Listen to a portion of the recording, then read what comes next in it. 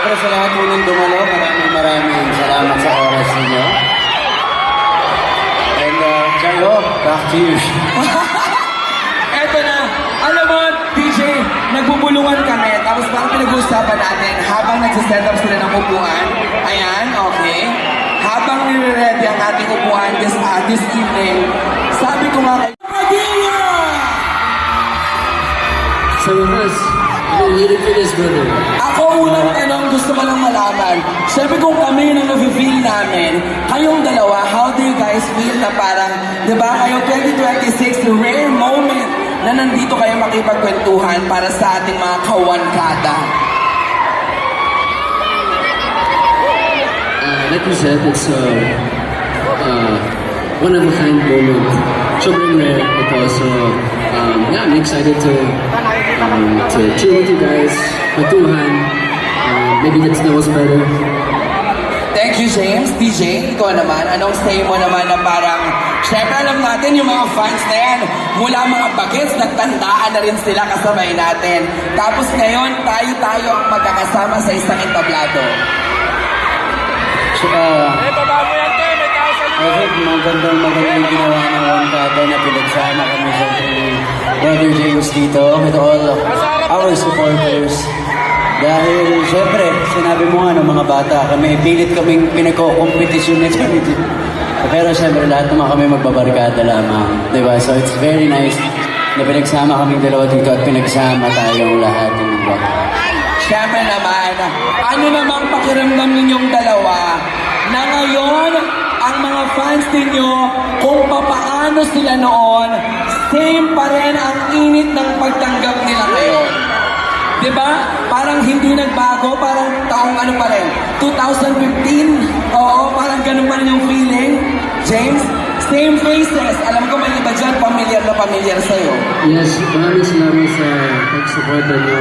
From PBB days pa, 2010. So, matagal na. Thank you guys. I love you so much. You're the best. Wow! Daniel, ikaw, DJ. Ano naman ang masasabi mo na yung mga nandiyan dyan ngayon, tingnan mo naman, parang maputi na yung buhok nila. Parang iniayon talaga niya sa kantang kahit maputi na ang buhok mo. Ay, huwag niyong ituro. Kasi baba. Oo, diba? Kanina bago kayo dumating, gusto ko lang sabihin na nasa backstage ako, tapos ako mismo na fragile. Kasi nga parang sila yung mga nakasama natin, may iba dyan, may mga anak na, no? Yes! Diba, ayan. O, Dij, pero nandito sila ngayon sa SM Mega Mall, showing their love and support. Kaya sobrang thankful sa lahat ng mga tulad ng sabi mo, kita mo, isa mo, ayan, dala niya na yung anak niya. Dati tumatambay yung sa TV niyan, di ba? It's just nakakatuwa.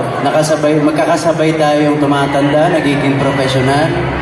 Di ba? At kasama tayo sa buhay pa rin nila. Ayan, katulad, malamang ninong ako niyan. So yun lang, di ba? Nakakatuwa na sabay-sabay rin tayong tumanda na magkakasama, di ba? Anong mga dapat abangan sa inyo ng mga fans nyo? Kasi syempre alam ko, di ba, hanggang sa ngayon, very busy kayo sa mga projects na ginagawa ninyo. Like, ikaw, Ditch, ang daming nagtatanong, sinasabi na parang, tuloy ba, meron pang part 2 ang Incognito? Ano ba talaga ang susunod naming papanoorin sa'yo? Well, yeah, yun nga. May ginagawa kami ngayon.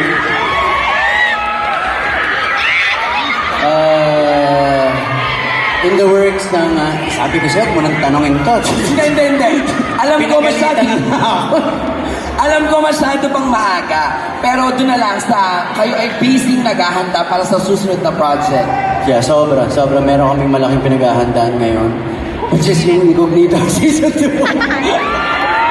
Yeah, para masyado siyang bitin para hindi ituloy. So, itutuloy natin yan. And, gano'n pa rin, same place, same time. Same channel. James, how about you? Siyempre may music projects ako. I just released my latest single, Traffic, yung kinanta ko kanina.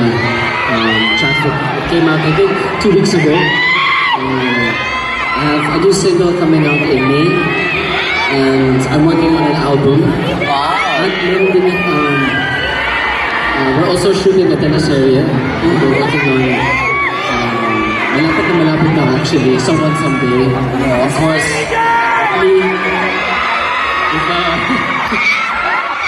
my other co-stars, Catherine Moreno and Maka Saraya.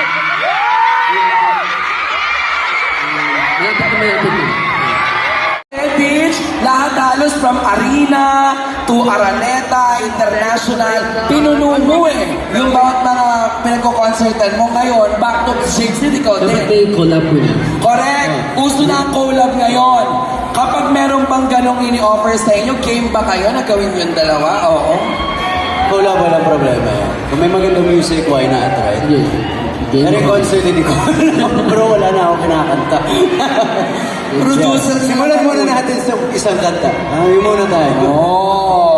Calling the attention of all the producers, ha? O sige, eto na. Ready na tayo. Magpa-raffle na tayo, DJ. Ayun na, simulan At saka na. James. Magpa-raffle na tayo ngayon. Bubunot po si James Reid ng isang lucky winner. At kapag po nabunot na, si DJ ko, nag-DJ na di ko naman mag-announce. Nung mabunot ni James. Alright. Mananalo ng iPhone 17 na case.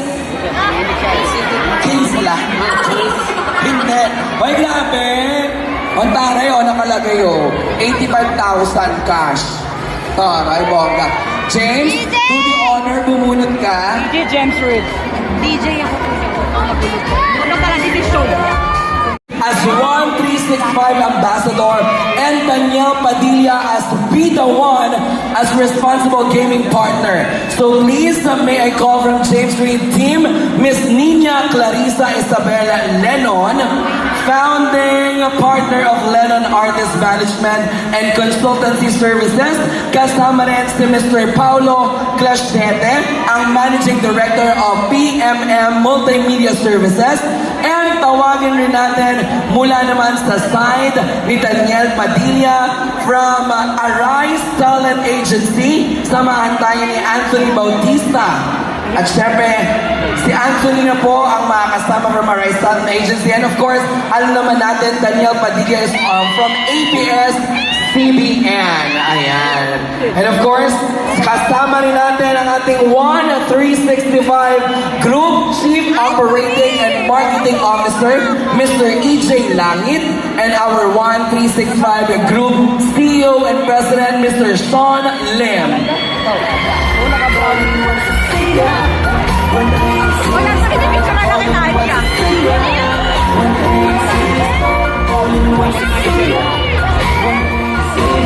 Ano ang inyong mga kontrata? Pwede na mong pirmahan ang mga kontrata ng sabay-sabay? Siyempre, video nyo na itong isang ano na ito, no? Pangmalakas ng milestone. At iikot-ikot pa po natin ang pagpirma ng kontrata. Dahil kailangan lahat ng aking mga tinawag, dapat lahat yan sila ay pumirma dyan, di ba? Bongga. Anthony, pwede mo nang ipasa sa kabila. Yan, ang mga contract ay pwede nang ipasa sa ating mga iba pang mga kasamahan dito sa stage for the signing. Kailangan mapirmahan lahat. At in fairness sa contract ha, totoong kontrata ang pinipirmahan. Hindi draft, hindi charot-charot. Diba? Nakakamiss, no? Parang first time na lang ulit natin sila makita sa mga mall. Diba? Usually, nagpe-perform lang sila sa mga events. Iba ang 1365. Yes. Ang taray. Ganyan ang face ko. Palakpakan po natin! Daniel Padilla, James Reid, and Daniel Padilla. Yan. O ngayon, si DJ muna. Excuse lang po. With everybody, excuse lang po. Si DJ and James Reid po muna. Dalawa sila. Tapos ang ating mga kasama mula sa 1365. And then next yung kanilang mga team po. Para meron lang tayong maayos na photo op sa lahat. Okay? Okay. First photo, Daniel and James. Picture kayong dalawa. Yan. Ready and 3, 2, 1, and smile. Talagang Darating. Okay? Susunod, tawagin naman natin para samahan si James Reid at Daniel Padilla mula sa 1365, Mr. EJ and Mr. Sean. Sir EJ and Sir Sean.